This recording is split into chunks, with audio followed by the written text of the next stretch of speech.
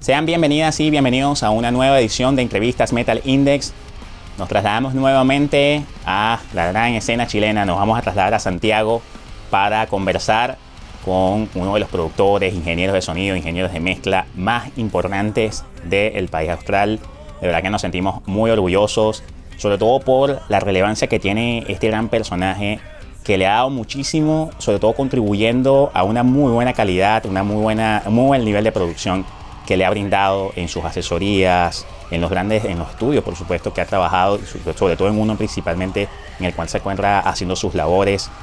Nos sentimos muy orgullosos de presentar acá en Metal Index al gran Francisco Pancho Arenas, quien es ingeniero de sonido chileno. Bienvenido a Metal Index, Pancho, hermano. Hola, muchas gracias, Jesús, por tus palabras. Bien, aquí estamos, justamente en el estudio, grabando. Así que, nada, haciendo el trabajo que hay que hacer. Cuando viejos nos preocuparemos de lo que hicimos, está bueno o malo. No, seguramente, bueno, van a ser bastantes páginas por ahí que vas a revisar de ese libro de trabajos, y seguramente muchas generaciones, sobre todo, ¿no? de productores, ingenieros de sonidos, que hoy, sobre todo hoy, le queremos dar esa reivindicación porque son personas muy importantes que precisamente contribuyen, ¿no?, a lo que nosotros escuchamos como fanáticos.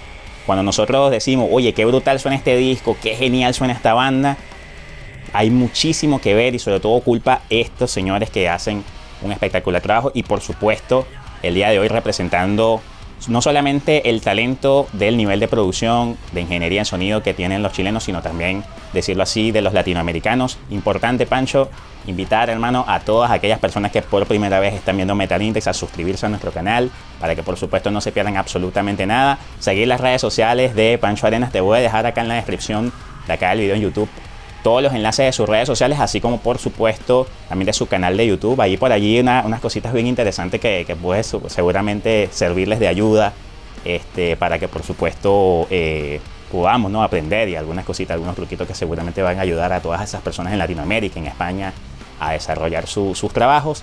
Y también les invitamos a seguir nuestro canal, nuestra cuenta de Metal Index Podcast, seguirnos en Spotify y también en Google Podcast. Importante, o algo que es de conocer, bro. Hay una frase que yo me quedé marcado con esa, porque yo he leído algunas cosas, no mucho, ¿no?, pero sí, siempre me ha llamado la atención un gran filósofo como lo es Friedrich Nietzsche. Y hay una frase que incluso tú en tu website, yo la leí y yo dije, wow, de verdad que esto de verdad que es una pequeña frase soundtrack de lo que es la música, ¿no? Que es: sin la música, la vida es un error. Ese concepto, es decir, prácticamente la música es prácticamente un soundtrack de la vida, ¿no? Bueno, y claramente se está viendo con estos estudios que han salido de los abuelitos con Alzheimer, que al momento de escuchar las canciones como que se le activa parte del cerebro de los recuerdos emotivos, que no están ligados a veces con los recuerdos como más prácticos. Entonces, sí, claramente la música puede ser que en este minuto nosotros como humanidad no sepamos la importancia que tiene, porque sensorialmente, y eso a veces se nos olvida, nosotros la música la percibimos por un sentido, que es nuestro sentido auditivo. Y como sensación, pasa mucho de que hay cosas sensoriales que no le podemos dar todavía explicación. Que es como, no sé, cuando uno come algo y te gusta y recordáis a tu abuela que hacía como una comida semejante.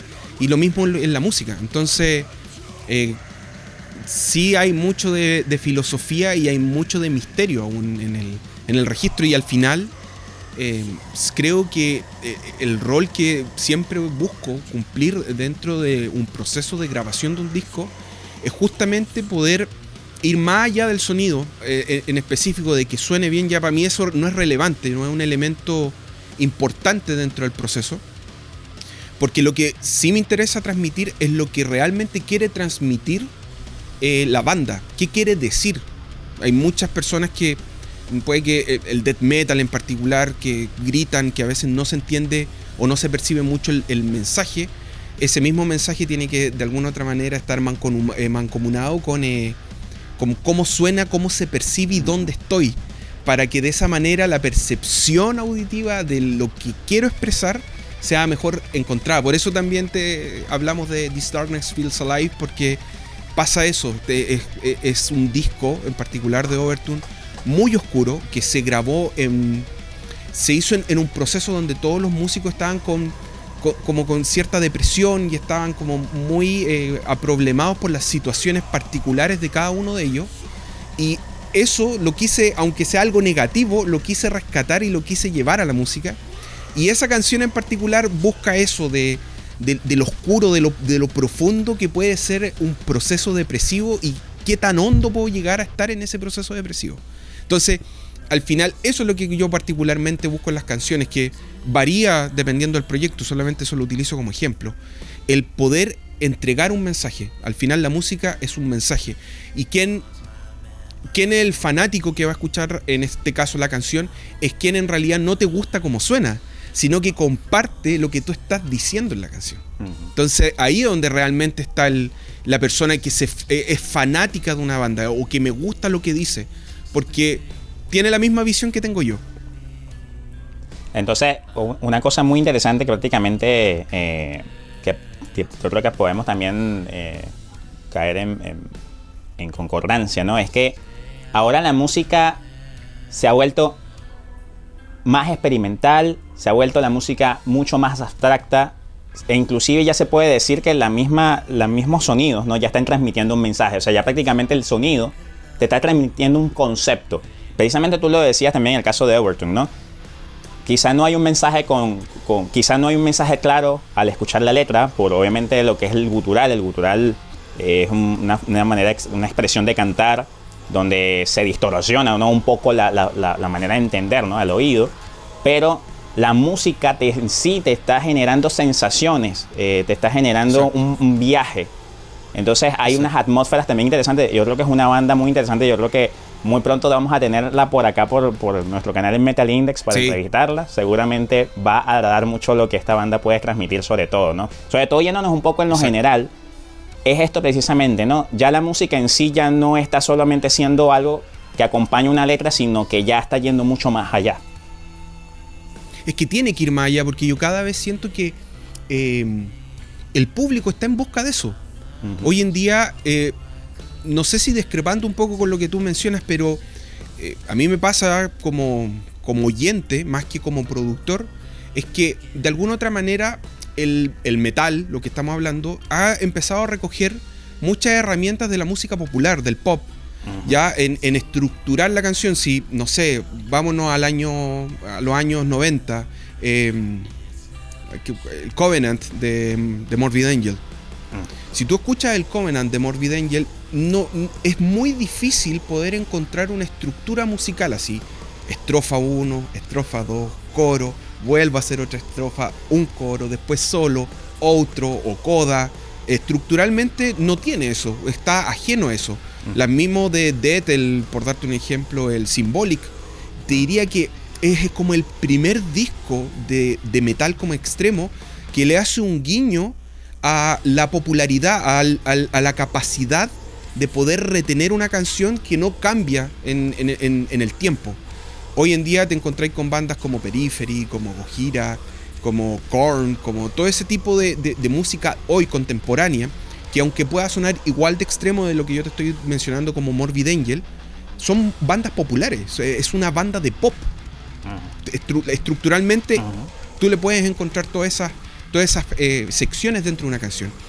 Y eso de alguna otra manera siento yo que como existió, es como que existe el afán del músico, del formato metal, de hacer más popular su forma, que de esa manera yo adopto formas populares para poder hacer mi música más popular, valga la redundancia.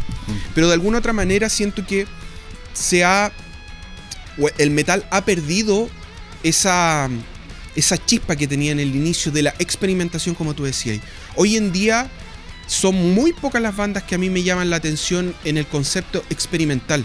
Cult of Luna es como la banda así que yo escuché el último disco y que he vuelto loco porque volví a escuchar eso que estaba en el inicio, que se ha perdido por el afán de llevar el metal como fuera del underground. No estoy diciendo que estoy ajeno a eso, que no corresponde, que fuera de lugar. No, cada uno tiene el derecho a hacer lo que estime conveniente. Pero ha perdido esa chispa, siento hoy en día el metal. Y Overtune, en este caso, aunque claro, estructuralmente las canciones tienen un guiño a lo popular, sí de alguna otra manera también estuvimos tomando esta chispa del death metal o del metal antiguo, que era escupir todo lo que tenía aquí y presentarlo como a mí se me plazca, que era de alguna otra manera lo que pasaba con el metal. El metal es una música muy visceral, es muy de lo que siento, más de lo que quiero que perciban. Uh-huh. Hay bandas hoy en día que más hacen por lo que les gusta al público que lo que me gusta realmente a mí. Entonces, no sé, siento que el metal hoy en día está muy popular y creo que de alguna otra manera hay que volver un poco a las raíces, no como eran, pero sí de alguna otra manera considerando de dónde nació. Porque si también tú hoy día, no sé, vemos los rankings de popularidad, el metal no es hoy en día una música popular. Es una música muy de nicho, es muy de nerds, podríamos decir que la gran mayoría de los que somos metaleros somos nerds del formato. Entonces, claro, estamos como muy aislados y claro, bandas tratan de tomar esto como siento como a la fuerza para poder implementarlo y para volver a ser populares. Pero a mí me gusta el metal por la chispa, no me gusta el metal por lo popular. Entonces ahí es donde empiezan todos los gustos a aparecer y también no hay innovación, por lo tanto ya no es tan entretenido para mí escuchar un disco nuevo de una banda porque sé que se va a parecer al siguiente. El último de Gojira, a mí como que sí, ya bacán, trabajaron con los tremendos productores, lo masterizaron, bueno, ganó un Grammy y todo, pero el The Link me sigue gustando más en mi punto de vista, ¿cachai? Eso ya hay, cada uno tiene su visión de lo que estime mejor dentro de la música. Así es. Hay algo muy, muy importante, Pancho, es destacar, por supuesto, lo que has contribuido, ¿no? Con tu capacidad precisamente de lo que nos estás desarrollando en palabras, ¿no? Que estás explicando, tu capacidad de poder buscar las maneras que la banda suene con un plus, un poco más de esa calidad que posiblemente llega desde que muestra una primera maqueta, ¿no? Por así decirlo. Claro. Para ti, por ejemplo, ese descubrimiento, sobre todo en esa faceta también de productor, ese descubrimiento para ti cuando te entregan ese primer trabajo, esa primera demo, esa primera maqueta, para deshilachar y poder buscar qué cosas cambiar, qué cosas dinamizar en la banda, ¿qué tan complejo puede ser, por ejemplo? ¿Cómo tú elaboras ese proceso para después plasmarlo a la banda y paso siguiente, escuchamos un trabajo de gran calidad? Es muy variable y es muy químico. Me ha pasado en proyectos donde he escuchado la maqueta y me ha encantado, y más me he enfocado en ser un productor interpretativo, en que en el minuto que se desarrolle musicalmente, o se haga el registro musical, interpretativamente busquemos lo que se está diciendo en la letra, o esta característica sónica que estábamos hablando del This Darkness Feels Alive.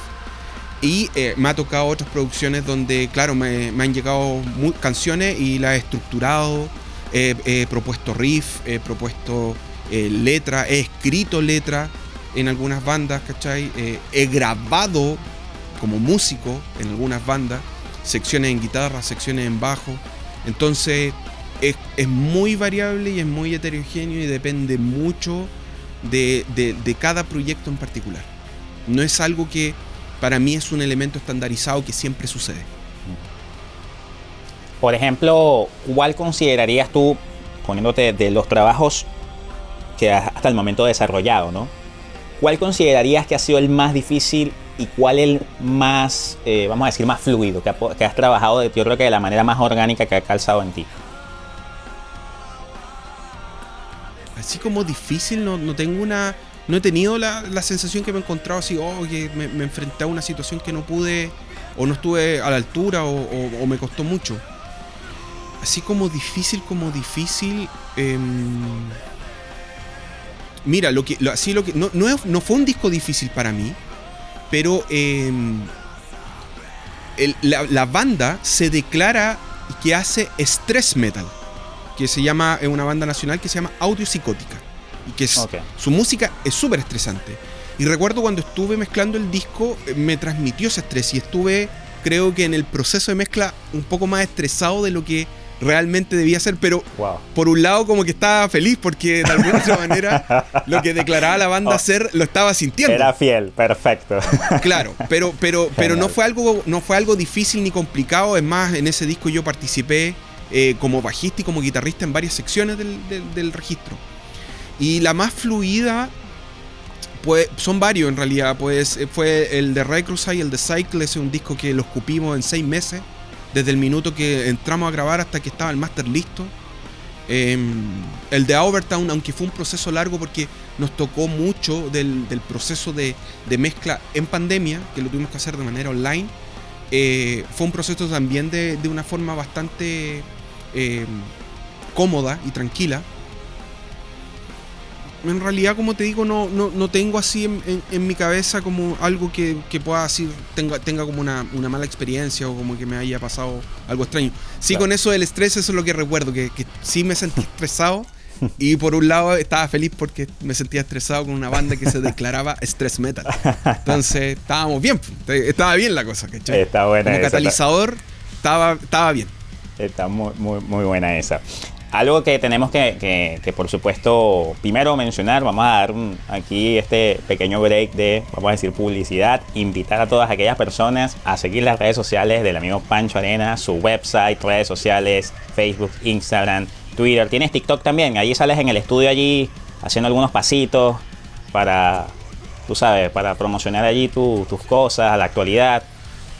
Mira, yo no soy muy amigo de las redes sociales, en realidad tengo un problema casi filosófico con ellas, ¿cachai? Pero están ahí. Y donde estoy comúnmente como que es en Instagram, como que es la red social es la que tú tienes más activa. Perfecto. Claro, pero no soy muy amigo de ella. Siento que encontraron algo en el humano que no es bueno. Espero que no nos repercuta en un futuro cercano. Ojalá que no, pero por supuesto también ayudarlos también a que sigan su website, a aquellas bandas que estén, por ejemplo, interesadas, escribirles allí, ¿no? Para que también puedan conocer un poco del portafolio, de los muy buenos trabajos que ha realizado. Por ejemplo, aquí mencionando algunas bandas como Austral, una banda muy importante también de la escena chilena. Tenemos acá a Straight Terror, Octopus, Fucking Mono también, una banda que también con la que trabajaste, Overtone, bandas como Nunca Seremos Dichosos, también que en las has tenido que trabajar. Hay una banda que también que entrevistamos acá, que tuvimos esa charla muy interesante, con la que hiciste un proceso también de muy bonito, de un resultado muy bueno, que fue Anchorhead, una banda importantísima de Talagante. Hicieron un lanzamiento de un tema llamado Zero Control, que de verdad es una bestialidad. El tema es increíble, de verdad que es muy bueno. Les invitamos a que escuchen esa charla en el Metal Index Podcast. Hay algo que también no puede pasar bajo la mesa, Pancho, pero quería sobre todo poder iniciar contigo conociendo un poco esa parte interna de lo que tú sientes, ¿no? De lo que obviamente transmite la música, que como te digo, no puede pasar por debajo de la mesa, que eres un multigalardonado de los premios Pulsar. Has tenido el honor, ¿no? de ser parte de ese premio, de ganar premios, por ejemplo, a través de Retrosite, precisamente hablando de ese disco Cycle. También, ¿no? En lo que fue el premio que recibió también Nunca Seremos Dichosos al ser denominada una banda del año en el año 2020, si no me equivoco. También gracias al disco Collion participaste en lo que fue en el proceso de grabación también en ese disco. El recibir, por ejemplo, estas distinciones, premios Escuchar, también fue un premio que recibió la gente precisamente de Reclusite gracias al trabajo que realizaste. Recibir estas distinciones para ti, Pancho, ¿qué sientes? ¿Sientes que de alguna manera te generan una satisfacción interna obvia, ¿no? Pero también sientes esa cuestión de tener que todos los días mejorar, seguir mejorando para seguir elevando más tu nivel? No, para serte sincero, creo que los premios, en mi caso personal, nunca estoy preocupado de aquello. Nunca los premios que tú has mencionado se buscaron. Vamos a hacer un disco para ganar un Pulsar. Nunca se nos pasó, nunca se me ha pasado por la cabeza. En realidad creo que sí, claramente es un mérito porque se está haciendo bien el trabajo, pero no es algo con lo que yo vivo. No sé si se logra entender, ¿cachai? No, tampoco quiero ser como soberbio, pero no es algo que me importe ni me interese. Si se gana otros premios en futuro, también es como digo, bueno, qué bueno que sea así, pero creo que con lo que yo batallo comúnmente todos los días conmigo mismo. Yo siento que yo mismo soy el más exigente conmigo mismo. A mí mucho me pasa cuando estoy mezclando un disco, que mando a la banda la mezcla y me mandan, no sé, 5 observaciones, 4 observaciones, y yo tengo un cuaderno con 60 observaciones. Entonces soy mucho más exigente conmigo mismo yo. Y eso, el luchar con uno, creo que me es más difícil que todo lo demás. El poder siempre contribuir. Ese es como siempre mi norte. El más que decir, oye, yo hice esto, es como lo que estábamos hablando en un comienzo, el querer hacer, entregar buena música. No por el simple hecho que la estoy haciendo, porque de alguna otra manera no es mi música. Yo trabajo con música que no es mía, sino que es de otras personas, es de otras bandas. Pero sí me empapo con su mensaje y creo que ese mensaje debería ser escuchado. Eso es lo que para mí es el norte de todo. Entonces, frente a eso, soy muy exigente conmigo mismo. Como te digo, ese es como mi norte en realidad, o esa es mi visión del proceso de producción musical o de registro en un disco. Los premios, no sé, no me generan absolutamente nada.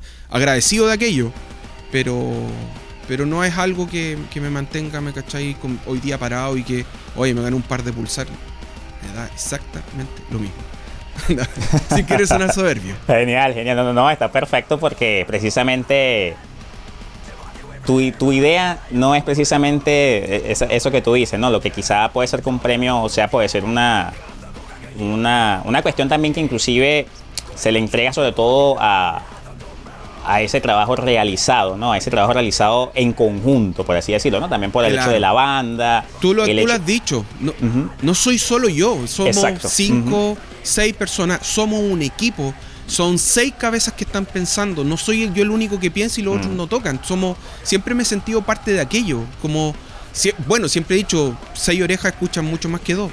O 3 cabezas piensan mucho más que una. Claro. Y particularmente, justamente aquellos proyectos que tú mencionas que han sido galardonados, han sido justamente porque en el estudio, más allá de... Se ha dado una química con los integrantes de la banda y se ha mancomunado una visión. Es como que siempre los proyectos que han salido galardonados o que son muy escuchados o que les gusta mucho a la gente, es porque siempre estuvimos conectados con una visión final todos. Y siempre trabajamos por aquello. No como que cada uno egocéntricamente quería presentar esto y quería presentar lo otro. Es más, sucede que cuando pasa eso, cuando cada integrante como que piensa algo distinto, es muy probable que ese proyecto no llegue muy lejos. Exactamente. De verdad que interesantísima charla, interesantísimas cositas que nos está dejando acá Pancho, de verdad que son de verdad de admirar, hermano, de verdad que estamos nuevamente agradecidos porque estés acá en Metal Index, de que puedas expresar estas muy buenas ideas, expresar estos conceptos tan brutales que tienes precisamente, ¿no? De lo que es la música, la forma de desarrollarla, de lo que estás viendo, ¿no? Precisamente en la actualidad. Invitar nuevamente a aquellas personas que por primera vez están viendo nuestro canal Metal Index a suscribirse para que no se pierdan absolutamente nada. Síganos en nuestras redes sociales, Facebook, Instagram y Twitter, para que estén actualizados. Pero de todas maneras, para aquellas personas que por primera vez también, vamos a nuevamente a invitarlos a que sigan las redes sociales de Pancho Arenas. Aquí en la descripción del video en YouTube te dejo el enlace para que vayas a su red, a Instagram, su página web. Y también, por supuesto, te dejamos también algunas muestras, algunas canciones, algunos videoclips de algunas de las bandas para que escuches precisamente la manera en la que trabaja este gran productor, ingeniero de sonido chileno. Hay una cosa que sobre todo sería genial como para un tipo consejo, Pancho, para sobre todo los músicos, ¿no? Vamos a suponer que hayan en este momento bandas interesadas allá en Santiago, en Latinoamérica, ¿por qué no? Que quieran trabajar a distancia contigo. ¿Qué cosas, por ejemplo, te gusta que las bandas se deben tomar en cuenta a la hora de trabajar contigo, a la hora de presentar una maqueta? ¿Qué cosas les aconsejas en cuanto a grabación? Cositas sobre todo para poder aligerar un poco el trabajo, entre comillas, ¿no? Por así decirlo, para que precisamente se pueda ir desarrollando todo de buena manera. Como hemos conversado desde un comienzo, concepto.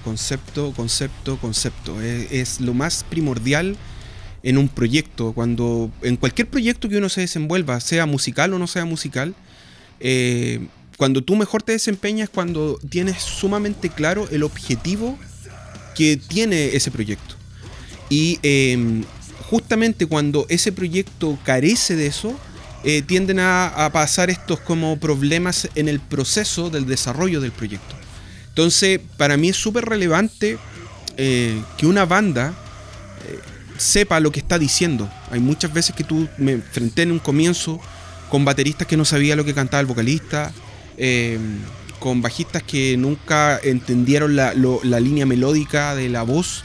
En realidad eso es una desconexión interna del objetivo final que tiene una banda, porque como te digo, yo puedo pasar horas y horas haciendo un riff en mi casa, pero ese riff no va a llegar a nadie si no hay un mensaje dentro de ello, y ese mensaje para mí es lo primordial, es como lo número uno.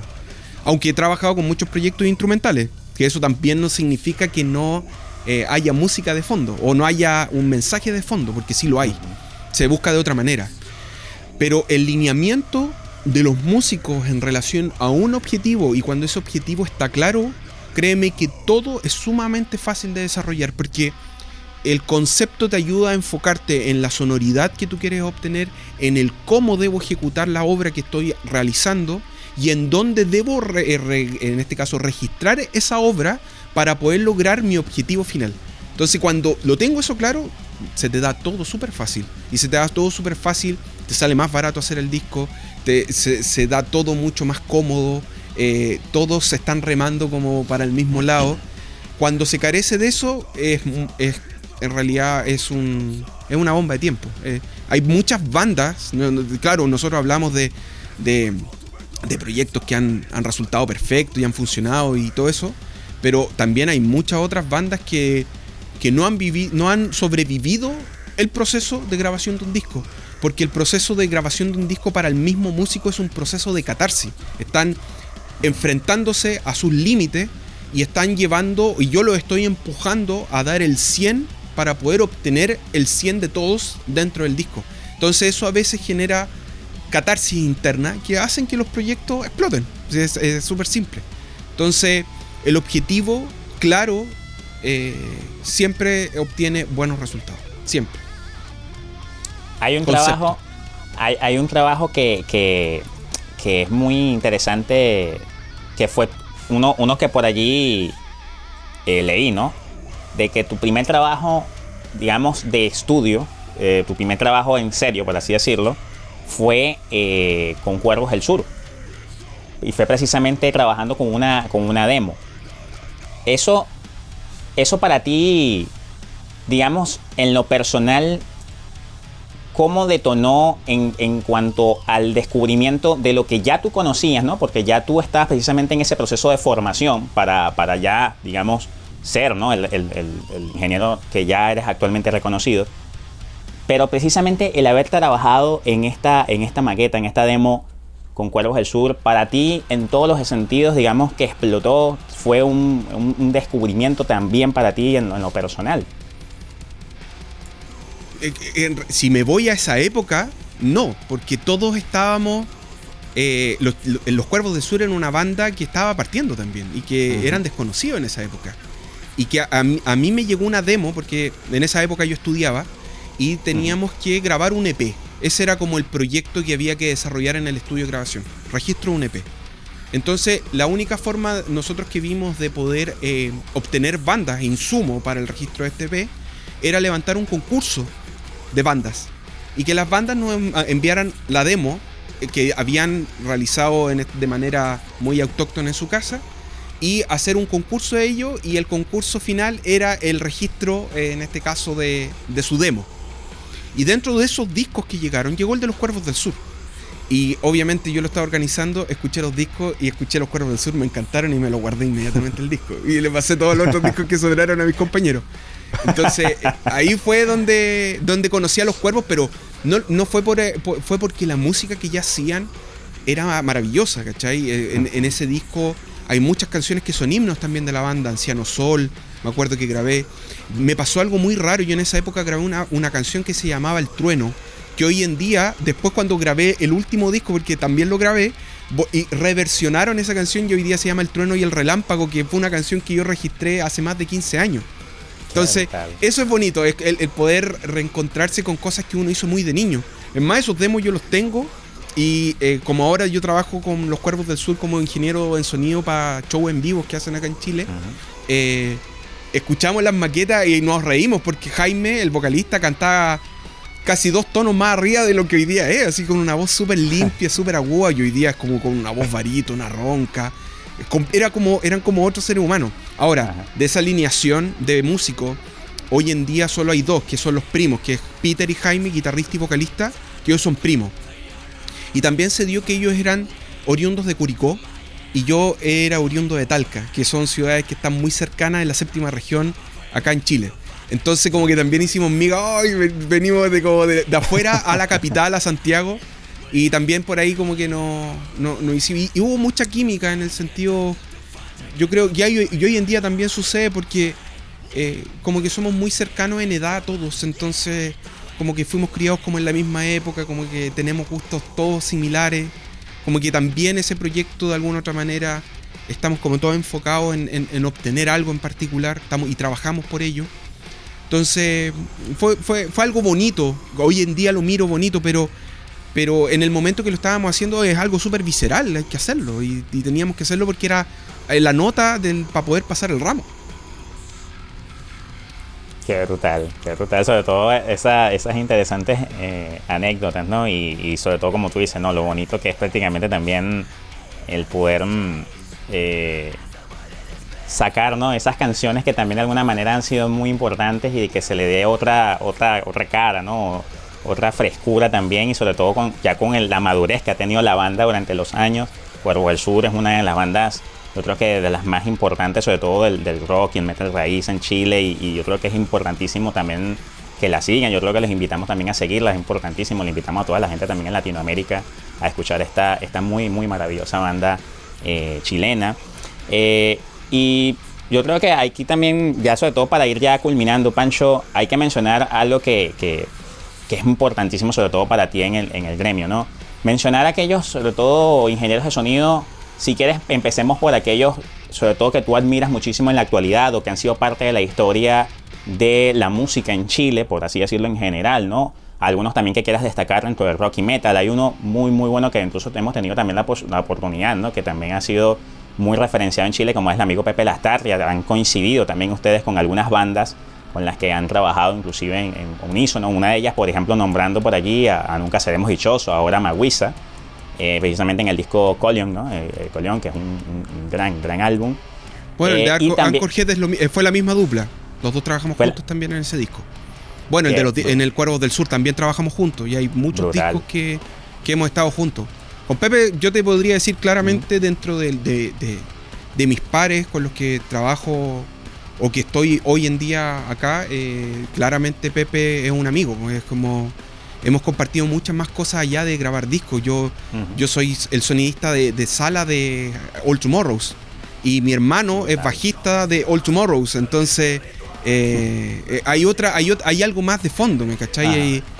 Pepe siempre me ha dicho, tú eres el quinto All Tomorrows porque estás ahí afuera, weón, aunque sea una consola, tú eres tú estás moviendo otro instrumento y estás haciendo que esta weá funcione, ¿cachai? Entonces con Pepe claramente hay una conexión que es muy distinta a otros, en este caso colegas que hay en el medio.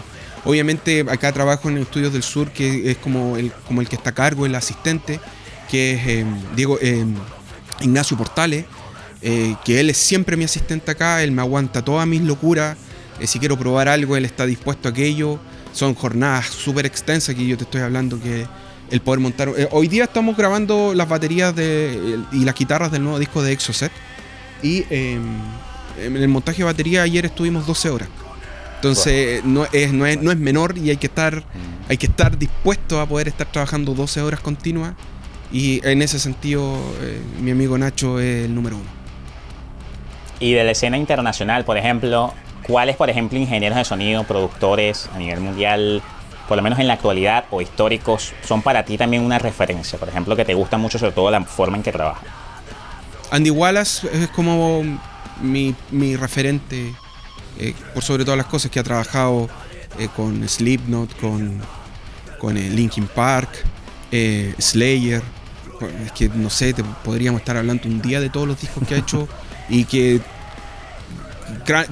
cada locura que se le ocurrió, pero lo que él más admiro es que es un ingeniero químico de formación. Y yo soy ingeniero civil industrial también, entonces siempre cuando leo sus documentos o información que él entrega, se la entiendo muy bien porque siento que él todo lo habla desde el punto de vista científico. Que esto, aunque claro, hemos hablado mucho de arte, pero es muy científico, imagínate. Todos los botones, cables y cosas que suceden. Es más, hoy día estábamos grabando ¿cuánto se llama la guitarra? Y una fuente nos estaba generando interferencia electromagnética, así de simple, por una fuente, y esa fuente nos estaba induciendo ruido, buscando dónde estaba la fuente, sacando la fuente, conectándolo en otra fase. Eso es ingeniería. Entonces, desde ese punto de vista, Andy es como un gran referente para mí. Además, sus trabajos, particularmente el de Jeff Buckley, es como el que me voló la cabeza por sobre todas las cosas. Brutal, brutal.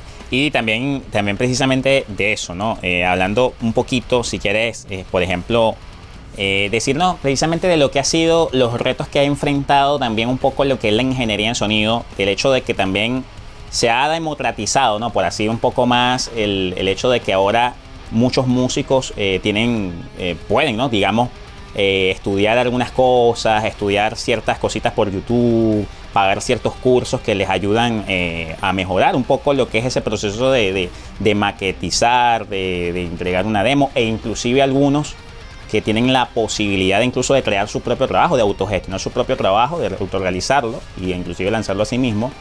¿Qué tan positivo tú has visto precisamente todo esto, sobre todo desde el punto de vista tú como ingeniero de sonido, ¿no? Que trabajas mucho más a fondo, mucho más obviamente dentro de estudio, dentro de consola, precisamente para todo lo que embarca y toda la gran demanda que hay de música actualmente para los músicos en general?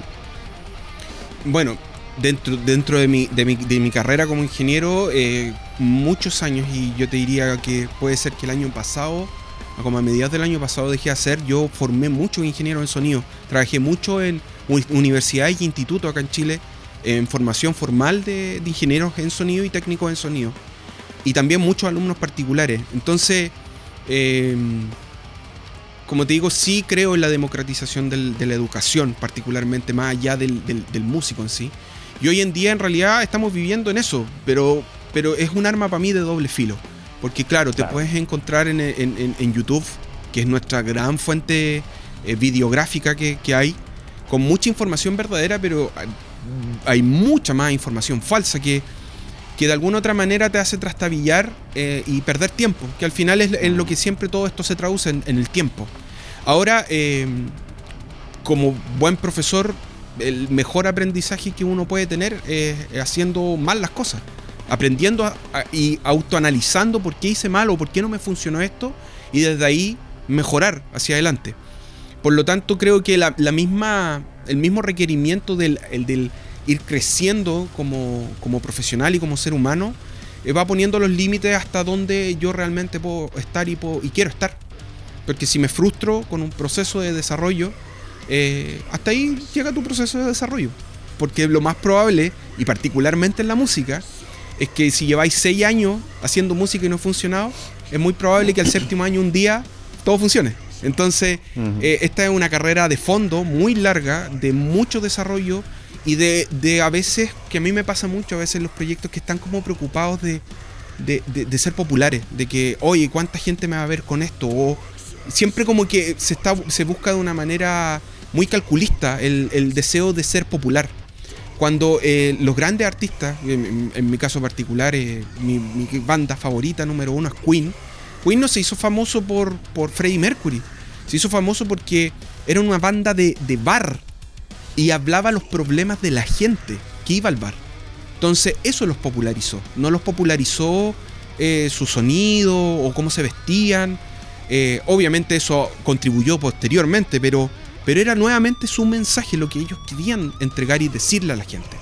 Entonces, cuando se trabaja desde ahí, nuevamente concepto, y cuando tengo el concepto sumamente claro, los resultados siempre se van a obtener, sea como músico, o sea como ingeniero, o sea como productor.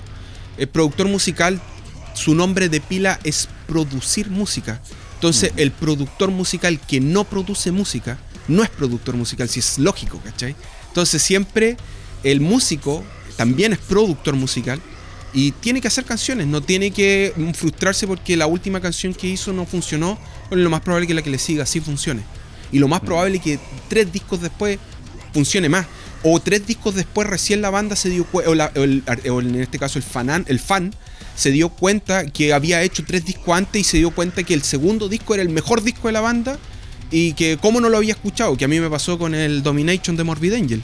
Cuando me pusieron el Domination, esto te lo cuento casi como vergüenza, yo no lo había escuchado. Tampoco tuve yo cuando chico una formación de death metal, a mí me gustaba el rock. Yo soy más rockero que metalero. Entonces, a mí me chocaban las voces guturales, así como que chicos no las podía entender, era como, ¿cómo weón cantáis así? Prefiero, no sé, me encantaba mucho, bueno, Freddie Mercury. Entonces, desde ahí todos los cantantes eran cantantes, ¿cachai? Cantaban, no gritaban. Así como el más gritón que escuchaba era Axl Rose, cuando niño. Entonces, me pasó eso, que desde ahí, como que tomé un poco el hecho de que el transmitir el mensaje es netamente lo más importante y lo más relevante sobre todas las cosas. Excelente, Pancho, de verdad, muchísimas gracias, hermano. Nuevamente agradecido, Pancho, nuevamente por esta oportunidad que les ha dado a Metal Index. Si te gustaría darle un mensaje sobre todo a aquellas personas que te están empezando a conocer un poquito sobre todo los que son tus trabajos, gente en Latinoamérica, en España, que también hemos tenido esa suerte de tener un gran público, ¿no? Que nos ha cobijado de verdad bastante bien, y también sobre todo a esa gran escena, o sea, muy muy maravillosa y muy bonita escena chilena. ¿Qué mensaje le dejas a todos ellos? Concepto, visión, alineación de todos los integrantes por el desarrollo y pronto resultado de aquello que ellos mismos se proponen. Eso es lo más importante, eso es lo más contundente siempre en un proceso creativo. Aunque he trabajado ya con algunas bandas internacionales, cada día mi visión y me encantaría poder empaparme con más trabajos latinoamericanos y poder empezar a contribuir con ellos, con mis hermanos peruanos, con Argentina, con Brasil, Ecuador, Colombia, donde son como los lugares donde más, Honduras creo, o Costa Rica, no me acuerdo, había una banda que en este minuto lamentablemente no recuerdo el nombre, que me llamó mucho la atención, que también hacen una fusión súper tribal con la música originaria de ellos con metal, y creo yo en lo personal que eso le falta un poco, creo que al metal internacional, que como partimos conversando, que siento que hoy en día está muy monótono y como que falta poder expresar. Es más, Gojira, el último disco, le hizo un guiño a Latinoamérica, no sé si un guiño, un robo a Latinoamérica, pero así de manera increíble. En percusiones sobre todo, ¿no? Claro, por toda la instrumentación que están haciendo, por todo lo que están buscando en los 6 octavos, por todas las acentuaciones musicales que no quiero decir que me pertenecen, pero sí, nosotros somos oriundos de aquello. Nunca seremos dichosos, es un muy claro ejemplo de aquello. Entonces, me da pena a veces ver proyectos musicales que más se transforman por soy fanático de una banda y por ende toda mi creación musical está muy ligada a lo que yo soy fanático como banda. Y nuevamente ahí perdemos concepto, visión y desarrollo musical y alineación del proyecto musical. Para hacer un aporte es súper fácil hoy en día. Nosotros los latinoamericanos tenemos un banco de información, de historias, de lenguaje popular perteneciente a nosotros, de todo lo que se ha vivido, que nadie conoce y que sería bonito que se conociera. Entonces, a veces es mejor hoy en día mirar hacia adentro de uno mismo que estar mirando mucho hacia afuera, porque mirar mucho hacia afuera nos hace adoptar. Chile es el país, yo creo, número 1 en adoptar cultura extranjera. Entonces, frente a eso, estamos dejando de lado mucho background de... Mira, te acabo de hablar en inglés, algo que podría haber dicho en español. Mucha información que está ahí detrás de nosotros, que no se ha considerado, que no se ha tomado, que no se ha investigado. Cuervos del Sur es un claro ejemplo.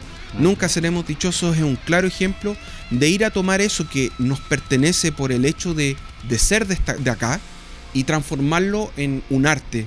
Da lo mismo si es metal, da lo mismo si es rock, porque al final es el lenguaje que a mí más me acomoda hablar, ¿no?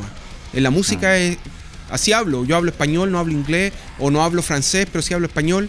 Ese es el lenguaje. Me gusta tocar metal, o me gusta tocar rock, o me gusta tocar trap.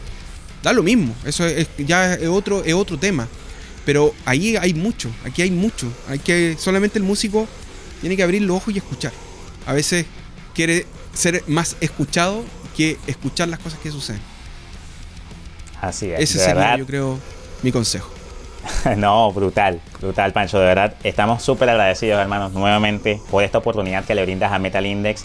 Les invitamos a seguir las redes sociales de Pancho Arenas. Te dejo acá en el enlace, acá en la descripción, enlaces de sus redes sociales, también de su página web, para aquellos que estén interesados también en conocer un poco del portafolio de Pancho, también para que le escriban si están interesados también, por supuesto, en trabajar con este maravilloso productor, ingeniero de sonido chileno. También les invitamos a que si es la primera vez que están viendo contenido, un video de Metal Index, a suscribirse a nuestro canal para que no se pierdan absolutamente nada. Pancho, de verdad, muchísimas gracias, hermano. Ya será hasta la próxima.